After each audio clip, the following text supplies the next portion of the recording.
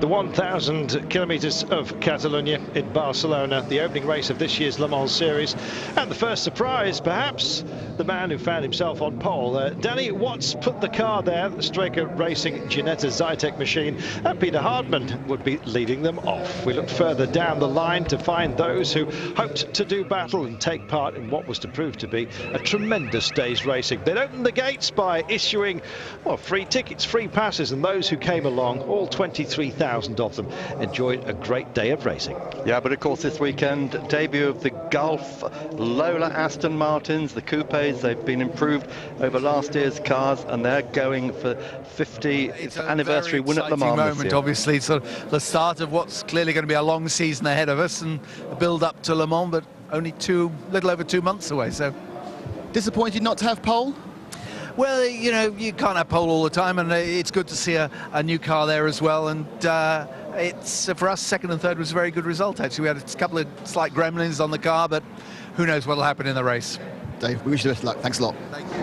Well, when it came to the start, the Ginetta Zytek may well have been ahead of the Lola Aston Martins, but not for long. In fact, before the very line was reached, he was beaten. He qualified on pole. It started on pole, but Peter Hardman lost it out at the very last moment. The 09 and the 007 cars were all over the back of him, and they weren't alone, Mark Cole. No, when you have a look at the replay in a moment, you'll see what else happens. That the Audi of Albers runs into the back of Bouillon's Pescarolo at the start.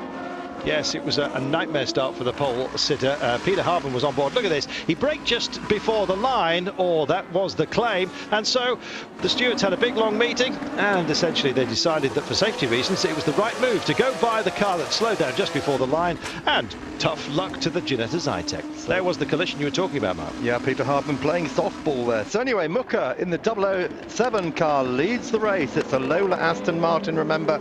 It's an upgrade from last year's Charouz car, which is also racing here as Speedy Sabah.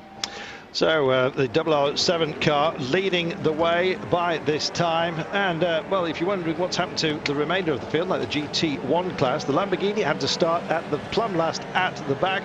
Leading off the LMP2s on this day, the racing box car in the hands of Giacomo Piccini, the Lola Judd, that is. And, of course, leading the GT2 class, it was Bruni Gimaria in the Rob Bell shared car, the JMW Motorsport machine. Yep, so anyway, here we go. Aston Martins first, second and third at the moment here in the picture, as you can see. And there's the Zytek, Peter Hardman. Ginetta Zytek still there in fourth place. Yes, the Speedy Racing Saba in the hands of Andrea Bellici, also a Lola Aston Martin, albeit privately funded. So the classification looking like this. It was very Aston Martin at the top. The Ginetta Zytek just starting to lick their wounds and start to wonder about what might have been. Audi's here in the hands of Collis Racing is here. Christian Albers and Michael Krum fighting out with Bruno Senna, nephew of Ayrton, here in the Oreca in the early laps. An awful lot of action rocking on right from the very beginning. The Oreca Matmut cars in the hands of Oliver Panis and, of course, Bruno Senna. Well, they were to get very, very close to each other a wee while after these shots on board with the Audi. And in fact, Judas Schoenack had some nervous moments for him, to say the least. Yeah, very much so. Olivier Panis, of course, fighting it out with Senna. And here we are. We're on board at the moment with Panis. That's Senna ahead. And look at this. Oh, so close. Yes, they were slicing and dicing with each other and causing a few heart-stopping moments back at the Oreca Cruise Centre. Well, all the time, Hugh de Schoenack watching the progress. Of course, his cars, the last time you're going to see these Courages running. New cars for the next race at Spa, but so far so good. Doing well here at Barcelona today. Yes, in fact, when we got the driver changes a little bit later on, they kind of stood there alongside Hughes. And, well, we started this, yes, the Collis Audi into the gravel, bringing out the safety car for the first time. That was Michael Krum. He had a collision with Pierre Reid. He's been hit from behind. He's in the gravel. He has a problem with the rear tyre, and that's all we're hearing. For some reason, the marshals are not letting him re-go, and that's what's stopping us at the moment. So it was all change back at the Matmut area. Stefan Otelli and Bruno Senna just swapping roles. Yeah, very difficult for Senna, of course. Single-seater driver having to learn sports cars. It was very difficult, very complicated to go with traffic. Sometimes you go into a corner as if it was the first lap. Everybody's bunched together, different classes of cars. So it is a very difficult challenge, but I was having fun, trying not to get too stressed with traffic and gaining and losing positions. And I think it's going to be more and more laps and more learning. One of 27 rookies out there, 43 cars taking the start. A good field, you have to say. And, well, it bodes well for the remainder of the LMS season. Absolutely excellent. End of the first hour. This is Jean-Christophe Bouillon leading then for Pescarolo Sport. Christophe Townsend will be taking the car over soon. He took the lead when Darren Turner in the Lola Aston Martin overshot his pit. So after 1 hour of racing, it all shaped up like this. Pescarolo just ahead, but on the lead lap, the top 4 cars, including 3 Aston Martins. More in a moment.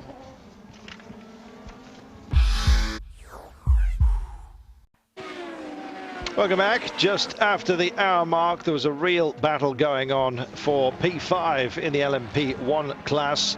Pescarolo, the number 17 car in the hands of Bruce Giuani, the 11 car of the Orica Matmut, Olivier Panis. Collis Audi as well, also involved with Christian Albers. And the pole man, or the pole car, the 23 car, with Peter Hartman on board. Yeah, we saw Albers get well out of shape there, and he lost 3 places as a result of that. The Collis car dropping back. Difficult to learn to drive these cars. Huge diesel turbo torque coming from them. These single-seater drivers, as we said earlier, having to get to grips with them. Well, a lot was expected, naturally enough, of the Audi R10 TDIs, but, well, the day wasn't to be about diesels, you have to say.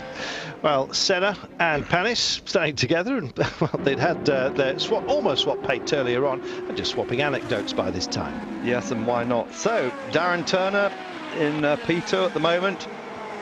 Just watching this battle going on. Albers trying to crawl his way back again between the Pescarolo and the Oreca Courage, which he does very well. Yeah, there's a lot of very, very tight racing action, and those 23,000 fans that had come along to enjoy the day have been led into for free, and they were having an absolute treat. Wonderful to see that livery as well, back on such a gorgeous body. Yeah, absolutely. Steve McQueen, eat your heart out, as they say. So Darren Turner doing a good job. Harold Priem will be taking the car over from him at the next turn. But meanwhile, Jean-Christophe Bouillon still in place 1 with the Pescarolo. Here he is. Yeah, the 16 car. Some of them were getting themselves just a little bit out of sync, not least the number 13 car, the speedy Aston Martin. Privateer entry, and indeed was to take the lead just a little bit later once the regular pit stop started to cut through. And here's the second round of stops. The Astons in both at the same time. Sorry, the Lola Astons both in at the same time. Must get that right. Absolutely. There's been a bit of friction between Lola and Aston Martin as to what to call the vehicles. Well reported in the press. Autosport saying that Lola kind of won the battle, and, well, you have to say they agree with them. Lola Aston Martins they are. So Jean Charroux takes over the car. Remember, he and Stefan Mucker finished 3rd overall last year here at Barcelona. Great performance there. Here's the Pescarolo. Only ran for the first time on Friday. That's why it's still in carbon fibre bodywork. Yeah, Tanso for Bouillon at this point, and Jean-Christophe sparing us a few words about the task at hand on this day. The car is working well, has a good handling, and we take pleasure on it, so to drive it, so I have to say it's quite good for the beginning. Aston Martin out front, not a 009 or a 007, but the number 13 in the hands of Bellici. Yeah, because they haven't stopped yet. This, of course, is the blue and white 2008 car which Charroux used. And this car doing strong service, still in its original Lola Aston Martin configuration. Different bodywork, you'll notice, to the new cars. Yes, and still equally as pretty, you've got to say. Tanso moving past the 009. That's a battle for 3rd place. And what a battle was raging. Pescarolo showing that they're still very much in the mood for racing. Oh, great move that by Tanso, wasn't it? And just as we see that battle going on, more action in the pits. Bellici, meanwhile, he has stopped. He's dropped out of the lead. He's made his pit stop. And we're just looking to see if he's coming out the pits right now, which I see he is. Yes, the 13 car, the Lola Aston Martin, just making its way along the pit lane. Another tidy change, another tidy vehicle back and in action. Charroux Racing now leading. Charroux, I should say, in the 007 car. on board with him. Yep, Jan Charus, and look how filthy the windscreen is. An awful lot of insects at this time of year, plus all of that, all of the marbles, etc., just scoring the coupe windshield. Something they're going to have to get used to, Mark. Yeah, brand new car. Remember this? Thomas Enger stuffed it comprehensively at Paul Ricard in the test, as we see LMP2 Racing Box. This is the car, number 30 car, which has been fighting with the Ray Mallock Racing Lola Coupe.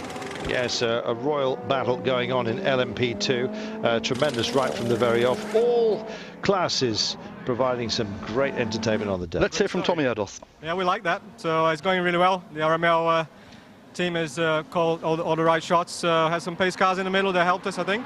But you know, we're running very strong with a nice pace. We chose a good tire from Michelin to you know, to start the race with. We knew it was going to be consistent for us, and yeah, it's great at the moment. Everything's looking great. Not quite looking as great as when he was talking to us. Dear, oh dear, the 25 car blowing up. Curse of the interviewer. That's Absolutely. the problem there, isn't it? 82 laps in, 2 hours completed, and well, things weren't looking quite as good as he thought. Such a disappointing year last year. They thought the change to the Lola Mazda would make all the difference in a coupe, but no, it's all over. And here we are, Andrea Piccini in the number 30 car, leading LMP2. And Carlton, this is the car that is going to go on to win that class. Yes, taking the victory for the Racing Box crew. Andrea Piccini, Matteo Bobbi and Thomas Biaggi on board that Lola, once again, Coupe Judd. Lola with a whole raft of cars in this event.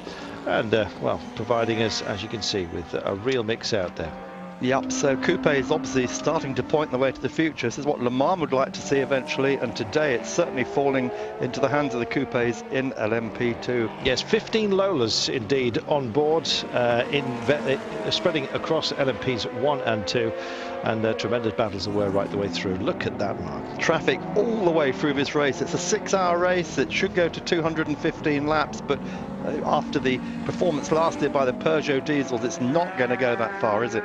Yeah, the 29 car, which started on the class pole, the Racing Box machine, finishing in 3rd place within class, 9th overall. The Quiffle ASM team finishing 2nd on the day. That's the Brookline Radical. Stuart Mosley at the wheel, and first thing this morning he won the European Radical race here. So Stuart's on a roller. He finishes 4th.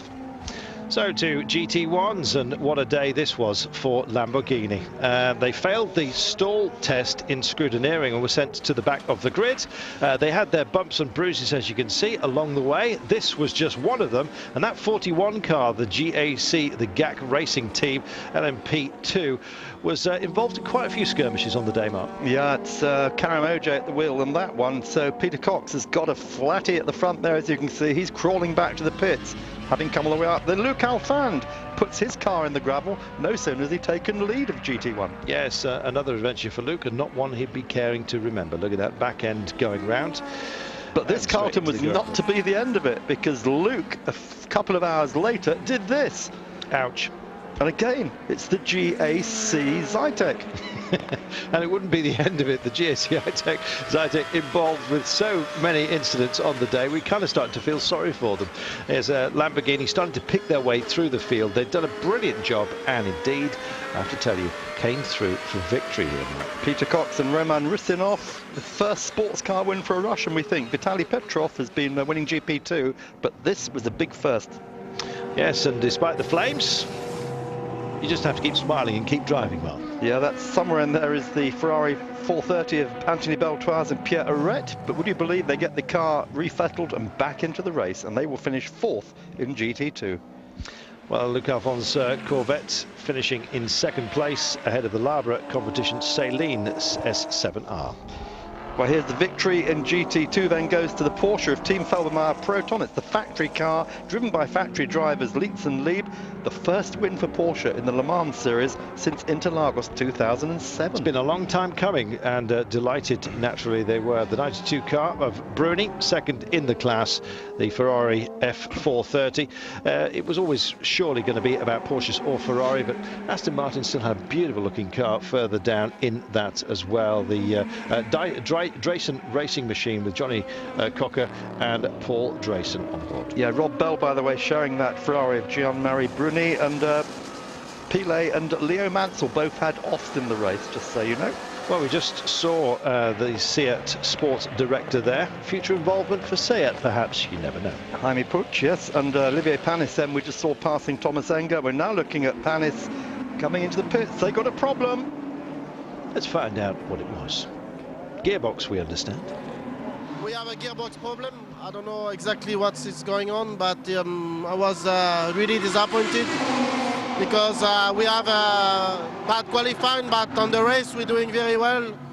When I take the car, we are 40 seconds behind the leader, and in the end, before the problem, we fight with them. For sure, it's a shame, but the race is like this. I think we prove we are on the good way. We need to have a good reliability of the car if we want to win the race, but everybody knows on the team, but I think we improved quite a lot compared with yesterday. Just making the 108 lap mark, around about half distance of today's proceedings. And guess what, Mark? That 41 car, busy again. GAC Racing, that's Claude-Yves Gosselin, and look, it is absolutely furious. This time the car is out. Wow. No translation required. Oh, no. Not amused. Not amused at all. Guillaume then leading in the 16 car, back in the car for the final 2 hours. Thomas Enger in the 07, busy trying to chase him down in second spot and getting himself into a bit of a mess while doing it. And that is Thomas. Thomas at the tank Enger having a spin there out of the second place. That's going to give Bouillon even more hope. And can you just imagine Henri Pescarolo watching us with a wry grin creeping across that face. 27.9 seconds separating the two cars then after that spin by Thomas Enger. And that was an unforced error as well, Carlton, so Thomas not really doing his best this year, is he, after Paul Ricard? Well, actually, yeah, testing Paul Ricard wrote off one of the cars. They had a total, well, a new machine, effectively a new tub, which they handed over to him. Thankfully, kept it a little bit clean this time and carried on racing in that second place, but almost 28 seconds down, as we've said. 5 hours gone, and here's the standings. 1 hour to go after the break.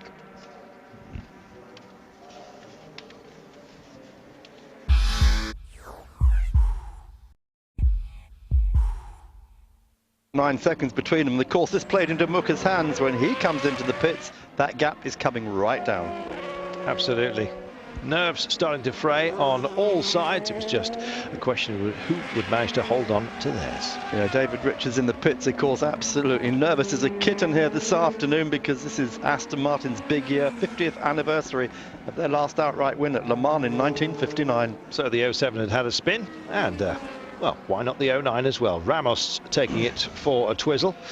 Yes, jammed in neutral, we understood. Yeah, he got a retirement. Yeah, that's not his fault. The team have now told us that jammed in first, then neutral. He tried to move it, could only go so far, and that was it. Ortelli then passing that stranded car to take second place there in the Matmut Oreca Courage.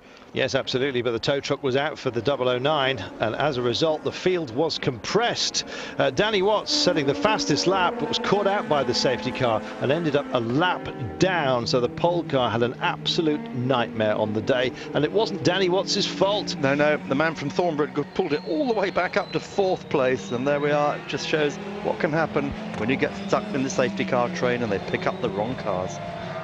So there you have it, safety car coming out, the incident with the 09 bringing it out, and it meant that the 07 was now right up the backside of the 16 car, and we're in for a grandstand finish at the end of this one. Christophe Tanso then in the Pescarolo again, the unpainted one leading the pack. Mucker now 1.4 seconds behind him because of the safety car.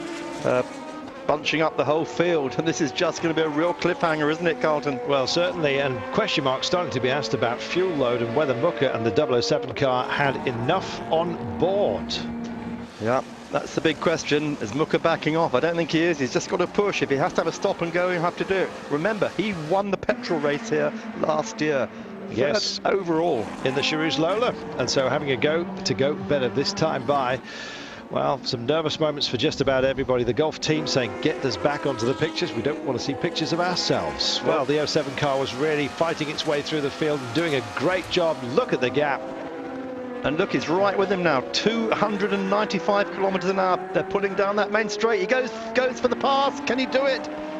Well, using the using the slower cars as a foil brilliantly by, and look at the reaction back amongst his crew. Phenomenal. Yeah, these are the ProDrive guys, and of course some of the people from the Subaru Rally program now embedded in the ProDrive Lola Aston Martin program. So great day for them as well. Well, so through and in position, clearly the quicker car, and the gap starting in a very, very different mood back at Pescarolo. There, David and Karen Richards, his wife, and I'm just as nervous for her as well. She's been right with David through this whole program. So would it be a glorious end to this race for Aston Martin? The answer, yes. What a day for them, and what a result. It's been a long time coming in this historic team. Yeah, and of course Jean Charroux is very much a part of this whole effort. His father, Tony Charroux, the man who's been really pushing this program right from the beginning of last year, and so much work by ProDrive, by Aston Martin, by Lola as well. And look at this, what a day. What a day, what emotions as well. And we caught up with Jan Charroux after he'd done the kissing. Excellent. Yes, kiss the car first, that's really important. We're so happy right now, it's unbelievable. We thought, I mean, second would be a great result, but first is just amazing for the first race. And all thanks to your teammates when they spun. You could say. I mean, I think there's something good about everything bad, so it would be nice to have a 2-podium finish, but this is even nicer for me at least. Well, other joy, Mark, further down the Yeah, Bruno Senna, what a great day for him. He's bettered his uncle Ayrton's best finish in 8th place in the 1984 Nürburgring 1,000 kilometres. Where's the Audis, you're asking? Both in trouble. One had broken suspension, the other lost 30 laps after being hit from behind. So there it is, victory for the Lola Aston Martin. Lola Judd as well, taking LMP 2 class. The Lamborghini picking its way through for victory in GT1, GT2. It was the Porsche RSR once more. Team Felbermeyer Proton with Leitz and Lee. What a day. It won't be like this at the next race, 10th of May in Spa, because Peugeot will be there. Just to kind of try and spoil the party for everybody. This party is still going on tonight.